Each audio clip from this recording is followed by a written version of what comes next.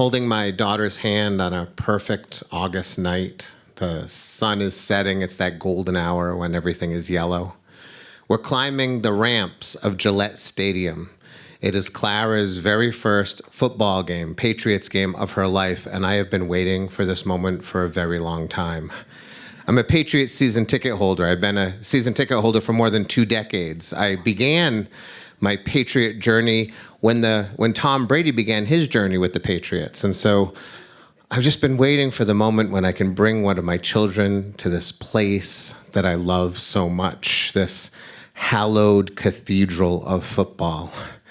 It's a preseason game. I would never bring an 8-year-old to an actual Patriots football game. She's not prepared for the level of profanity and intoxication that fills every game, not to mention the verbal threats of violence and death that are thrown upon opponents and referees by lots of people, her father included. This is a preseason game, which means the stadium is half filled and the game is irrelevant and there's lots of children. It is the place to bring a little girl to a football game.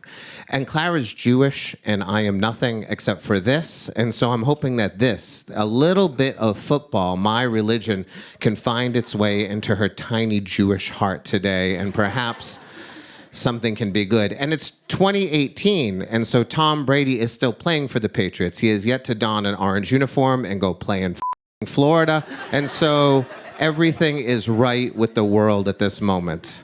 And so we finish our pilgrimage up the ramps and we head down the concourse. We're in the 300s. My seats are on the 50-yard line, but they are all the way at the top in heaven. They are 4 rows from the top. Every year they offer to move me down as a season ticket holder, but they move me to the 20-yard line or behind the field goal post, and I say, no, I will stay on the 50-yard line up in heaven. That is where I'm going to bring my daughter. And so we make our way through the concourse and we make a left out onto section 333. We step out into this beautiful night. The game hasn't started yet. The players are warming up. There is all of the championship banners lining up along the wall. It's pristine. It is the place that makes me so happy. And I'm holding Clara's hand and I can feel her squeeze my hand. And then I hear a little bit of a sniffle. And I think she feels it like I do, like she's got the bug already. And then she starts to cry, and I think, slow your roll, it's not there yet. Like, we haven't even scored a touchdown, girl. But I look down, and she's really crying, and she looks up at me, and she says, Daddy, it's too high. And I say, no, don't worry. Like, it's like going into the ocean. It takes a minute to get used to it. It's going to be fine. And she says, Daddy, it's too high. It's too high. And she's weeping now. And I'm thinking, give me a break. I've been waiting 8 years for this. Like, this is a moment that we're going to have. It's going to happen. We don't need to climb the 23 steps because it's a half-empty stadium. There are chairs right here. I say, let's just sit down and it will be fine. And she sits down and she's bawling. Her eyes are full of tears. I say, don't worry. It's not like the floor is going to fall out beneath us and we plunge to our deaths, which is not the right thing to say. Because now she's a wreck. She's just weeping. And she's saying, Daddy, it's too high. Daddy, it's too high. I need to go. And what I don't know is 6 weeks from now, I'll bring my friend Scott, a grown-ass man, to a Patriots game. And when he steps out into the cathedral, he looks at me and says, Maddie, this is too high. I can't be here. And I don't know that a year from now, my friend Shep will bring his father, a former Army colonel, to the game. And although he will make the 23 steps to the top, he will hold on for dear life for the entire game and terrified the entire time. And what I really don't know is that 2 years from now, Clara will be diagnosed with autism, which means that every little bit of sensory information that she's receiving now is heightened to levels I can't begin to imagine. That the height and the enormous screens and 50,000 people are overwhelming her in ways I will never understand. But what I should know as her father is that I shouldn't sit her in this seat while she weeps, hoping she'll get over it.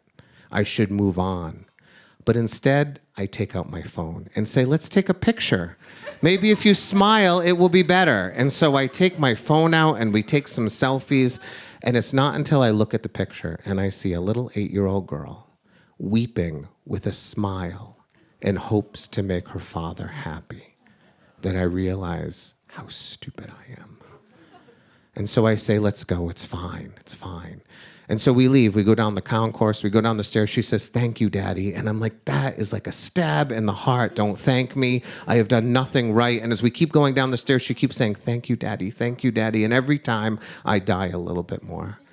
And when we get to the bottom, I'm standing in the parking lot and we start to walk towards the car and we can see the horizon. And now the sun is all the way on the ground. And she points and she says, what is that?